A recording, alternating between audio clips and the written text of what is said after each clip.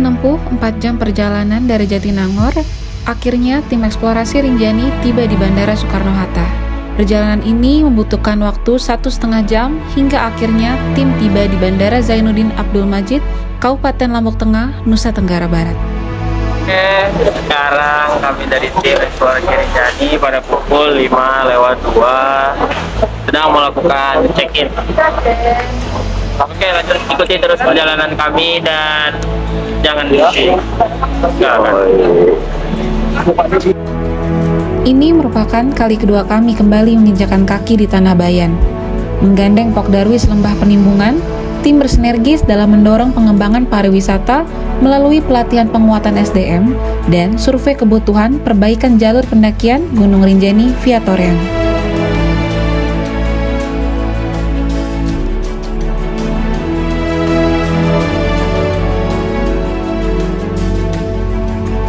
Setibanya di Lombok, kami pun berkunjung ke Balai Taman Nasional Gunung Rinjani untuk bersilaturahmi dan melakukan simaksi. Kami pun bermalam di kediaman kakak kami, yakni Kang Ajo, sebelum akhirnya berangkat menuju Desa Loloan. Ya, selamat pagi teman-teman. Pagi. Ya, kita habis nginap di rumah Kang Ajo dan siang ini kita akan ke Dinas Pariwisata Kabupaten Lombok Utara dan selanjutnya akan melanjutkan perjalanan ke Loloan. Kami pun melanjutkan perjalanan menuju Dusun Torean. Namun, hal tak terduga terjadi. Oke guys, kita mengalami trouble. Ini mobilnya mati mesin, jadi kita harus ke bengkel dulu. 29. Kenapa tuh mati mesin? Nah, itu kurang tahu kita. Nanti kita cek dulu ya. Kalau dengan mobil ini emang agak berseberangan. Beberapa kali kita mobil mogok ke arah Pelawak. Kami pun kembali melanjutkan perjalanan menuju Torean. Senang rasanya bisa datang kembali. Semua masih terasa sama, tak ada yang berubah. Kedatangan kami disambut hangat oleh warga setempat, layaknya keluarga jauh yang kembali pulang. Masjid Nurul Yakin, sang primadona Torean pun berdiri cantik menghiasi penglihatan kami. Malamnya, kami pun berjumpa dengan Bang Alif untuk membahas teknis kegiatan. Apalagi yang bisa dinikmati gitu kan, orang datang ya cerita, maksudnya kemampuan juga SDM gitu kan. Keesokan paginya, kami disambut oleh hangatnya mentari. Duduk di Beruga dengan segelas kopi khas Torean, kami pun berbincang dengan Pak Usman terkait rencana pendakian kami melalui jalur Torean. 13. Karena panjang, Iya. jalurnya panjang itu. Dia banyak naik, kalau naik tuh banyak tebing-tebing gitu. Ada ya kan nanti kan. Insya Allah kuat lah jalan, masa nggak bisa tembus 1 hari kan? Iya, tidak. Usainya, saya dan Alif pun meminjam motor Pak Usman untuk pemenuhan konsumsi basah maupun kering yang dibutuhkan selama pendakian selama 4 hari 3 malam. Kami pun beranjak ke Pasar Ancak dan Anyar yang berjarak sekitar 8 km dari Dusun Torean. Campur sama situ. Udah itu sama itu 95. Nggak digabungin. Ya, 90 dan Ini 90 jajanan semua. ya. 90. Setelah semuanya selesai, tim pun membagikan beban logistik secara merata dan di-packing ke dalam carrier. Lalu tim pun melanjutkan dengan briefing untuk pendakian di esok hari dan istirahat. Keesokan paginya, tim segera mengurus simaksi di pos Torean. Perjalanan ini membutuhkan waktu 35 menit hingga akhirnya tim tiba di pangkalan ojek, yakni gerbang terakhir sebelum menuju pintu rimba. Hai guys, jadi sekarang kita menuju pintu rimba. Caps, yo. Survei ini dilakukan akan kebutuhan perbaikan serta pemasangan papan informasi di jalur pendakian Gunung Rinjani via Torean. Tim telah membuat peta rute pendakian dalam bentuk GPX untuk memudahkan marking koordinat kebutuhan survei. Oke, kita udah sampai di pos utama pendakian Gunung Rinjani. Nanti kita di sana. 3 kali untuk perhimpunan. Pelawak.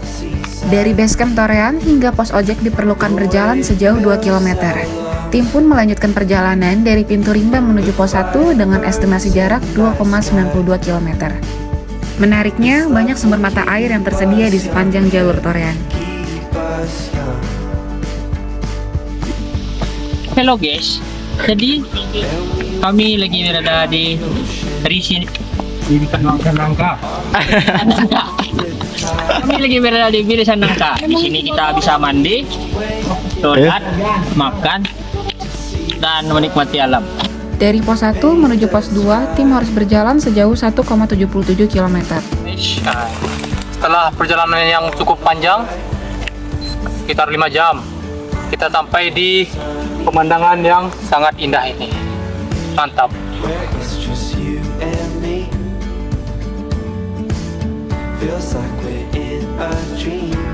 Halo guys, sekarang kita sedang berada di air terjun di Jalur Torean.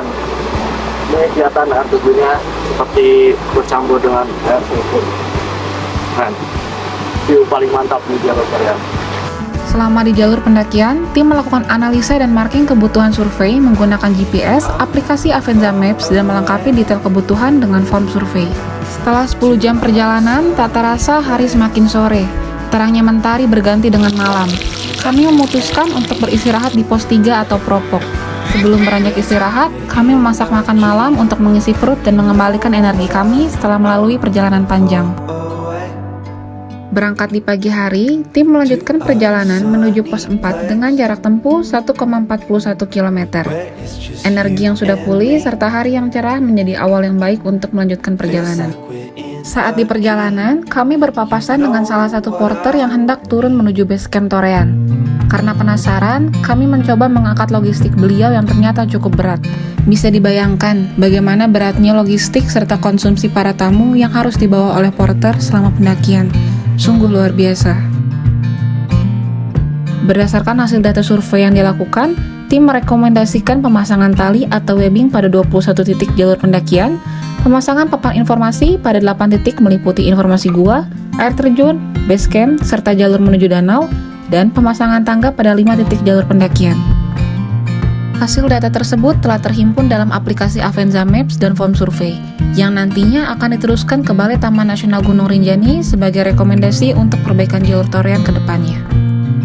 Saat di perjalanan, kami bertemu dengan warga yang hendak berdoa di Goa Urip.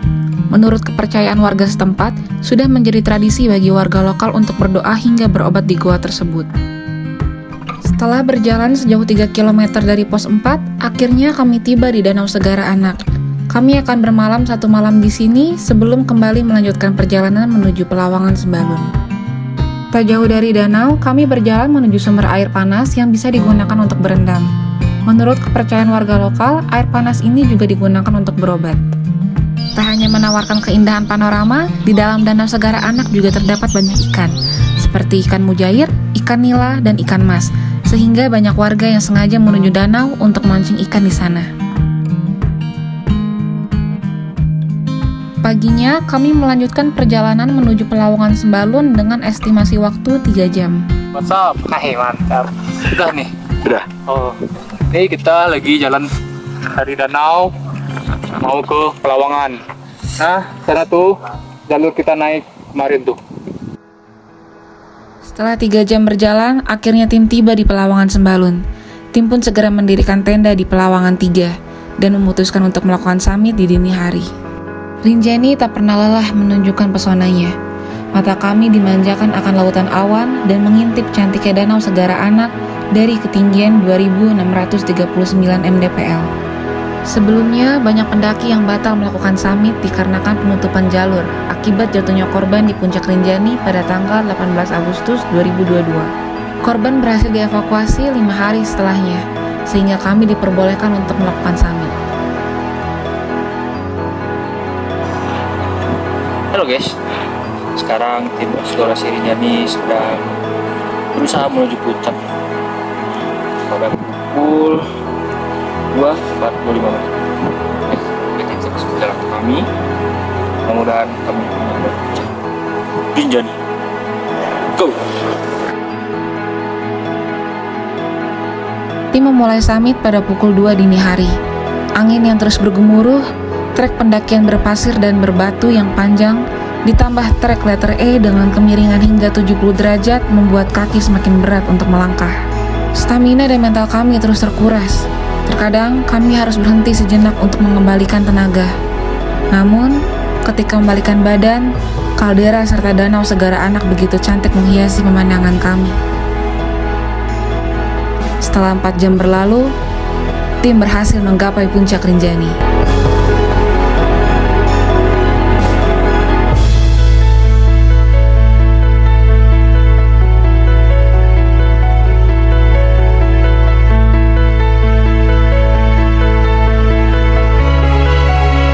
Rasa lelah berganti dengan riak gembira dan haru. Survei ini tuntas sudah. Perjalanan pertama pada bulan Januari lalu batal membawa kami menuju puncak Rinjani. Kini kami kembali dan berhasil menginjakan kaki dari ketinggian 3.726 mdpl. Menyaksikan secara utuh indahnya danau segara anak dari puncak Rinjani. Pesona yang dimiliki gunung ini nyaris sempurna. Cerita yang tersebar tentang keindahan gunung ini benar adanya. Tak heran, Gunung Rinjani menjadi primadona bagi para pendaki mancanegara maupun Nusantara.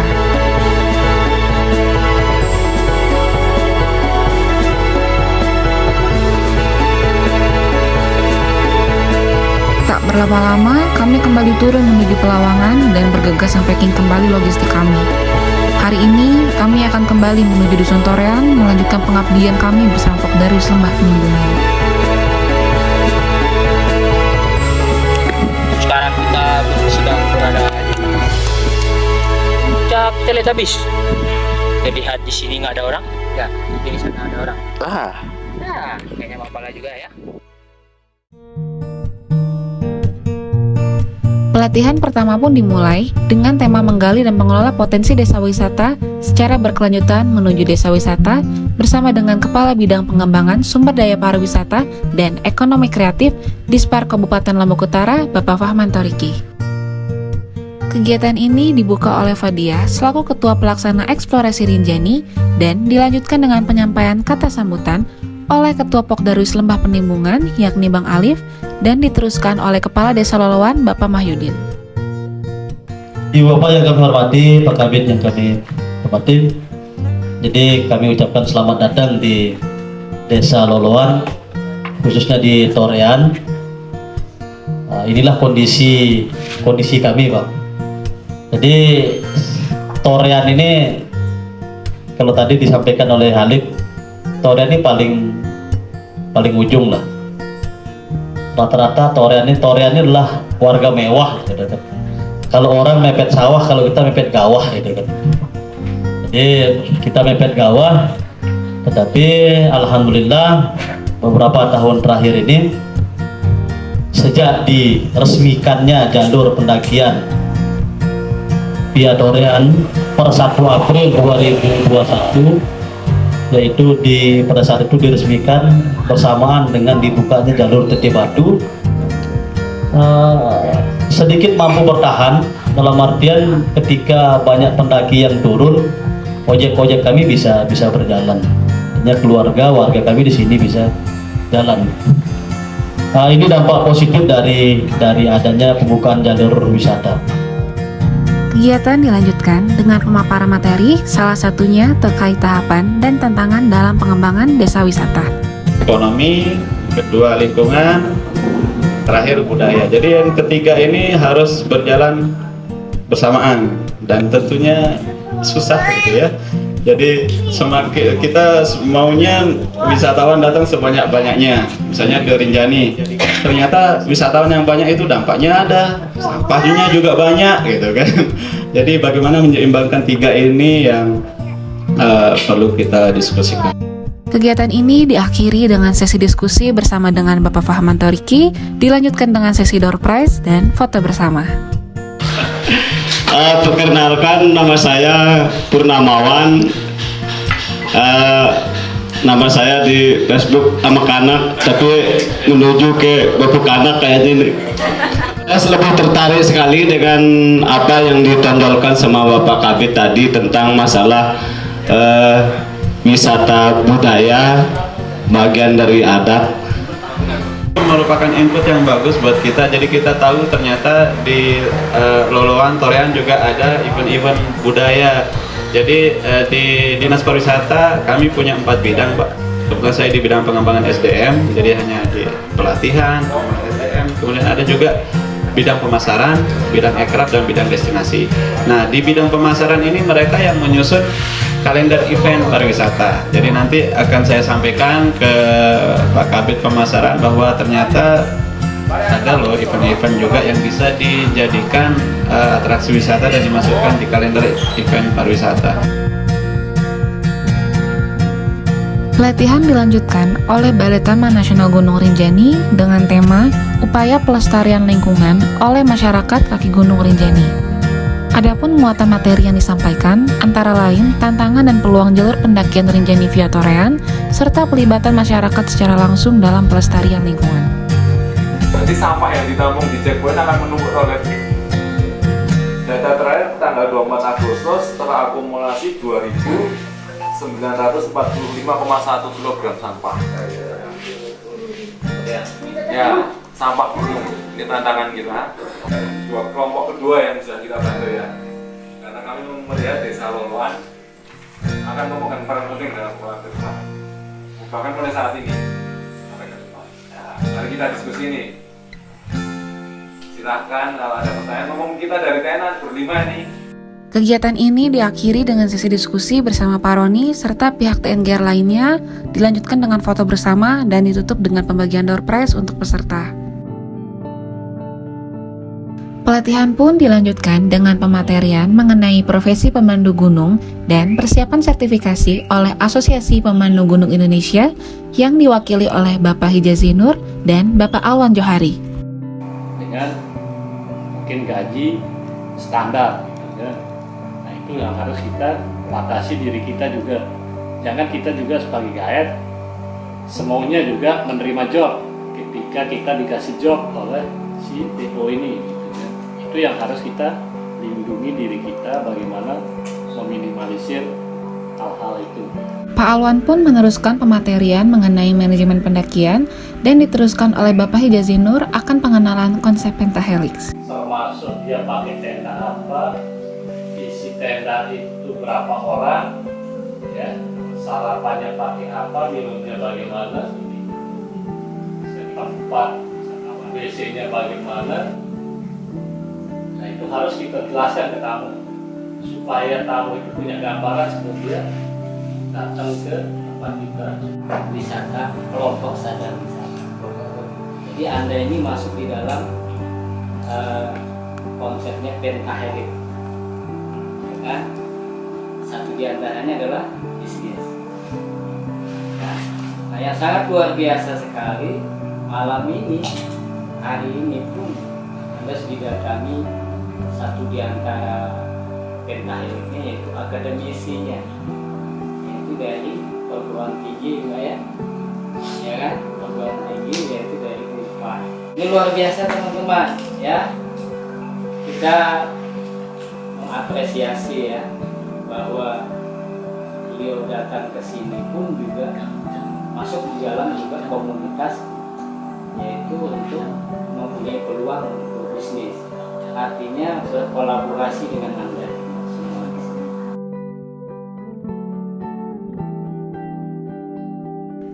Bersama Mbak Selma Karin dari Jaga Kastara Foundation, pelatihan ini dilanjutkan dengan materi bahasa Inggris untuk pemandu gunung dan pengelola wisata, mulai dari kosakata hingga percakapan sehari-hari. Jadi sebenarnya sih bahasa Inggris ini sudah kayak gimana ya, sudah seharusnya menjadi bahasa keduanya kita ya, karena udah banyak sekali yang pakai. Jadi karena dia universal, terus kalau misalnya kita bisa bahasa Inggris nih, daya jualnya lebih tinggi kan, kita bisa pasang harga dolar di situ. Tak hanya pemaparan materi, Mbak Selma juga mengajak masyarakat untuk melakukan praktik bahasa Inggris secara langsung. Madam, welcome to Rinjani National Park.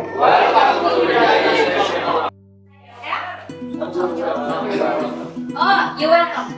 You are welcome. Sama kayak welcome, tinggal nama you are aja. You're welcome.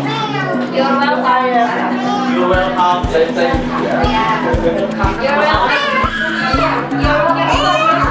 Ya, thank you. Ayo. Kita tunggu. Bismillahirrahmanirrahim. Good morning, sir and madam. Welcome to Rinjani National Park. Okay. We are going to spend around 3 days climbing. Please be equipped. Benar? Equip aja. Equip? Ya, equip. Oh. Tempatnya tuh dihilangkan aja. Maksudnya tulisannya aja tulisan. Please be equipped with proper hiking gear. Oke. Register. Lanjut, Pak. Please register. Please register. Register. First and fill the Irinjani and on your phone. Good morning, sir. For Madam, welcome to Rinjani National Park. We are going to spend around 3 days climbing. Pelatihan ini merupakan rangkaian akhir dari kegiatan kami di Dusun Torean. Tuntas sudah survei serta pelatihan kami di sini. Karena sudah lama tak berjumpa dengan Pak Adi, saya mengajak kawan-kawan yang lain untuk bertemu dengan beliau. Pak Adi mengajak kami untuk mengunjungi kebunnya. Di sini, beliau menanam berbagai jenis tumbuhan dan buah-buahan, seperti durian, jambu mete, porang, hingga pohon kelapa. Tak terasa, hari semakin sore, kami segera beranjak untuk kembali menuju rumah Pak Kades. Setelah dari kebun Pak Adi, saya membawa kawan-kawan menuju makam adat. Konon katanya, makam ini merupakan makam dari orang pertama yang menetap di Torean. Hingga kini, warga rutin ziarah kubur dan berdoa bersama. Usainya, kami pun beranjak menuju Masjid Nurul Yakin untuk melihat elemen arsitektur masjid ini lebih dekat. Masjid yang dibangun hasil swadaya masyarakat ini telah menjadi primadona Torean dan daya tarik wisatawan karena keunikan dan kecantikannya. Setelahnya, kami pun pamit untuk segera beranjak ke Mataram. Setibanya di Mataram, kami melakukan presentasi hasil kegiatan dengan Balai Taman Nasional Gunung Rinjani. Kami memaparkan hasil survei berupa rekomendasi perbaikan serta pemasangan papan informasi di jalur pendakian Gunung Rinjani via Torean. Jadi buat kami dari Taman Nasional Gunung Rinjani, kesempatan ini nanti silakan adik-adik menyampaikan hasil survei. Pos bayangan itu kami buat satu pos bayangan karena dari pos pangkalan ojek ke pos 1 itu menurut kami itu juga cukup lumayan jauh untuk bisa langsung kepada pos 1. Makanya kami buat pos bayangan 1 itu berjarak 1,76 km dari pos ojek. Selanjutnya dari pos bayangan yang kami ambil ke pos 1 yang sedang dibangun oleh TNGR sendiri itu berjarak 1,76 km. Selanjutnya dari pos 1 ke pos 2 itu berjarak 1,77 km. Nanti itu petanya nanti akan kami share juga. Kegiatan ditutup dengan sesi diskusi serta foto bersama. Tuntas sudah kegiatan kami di Torean.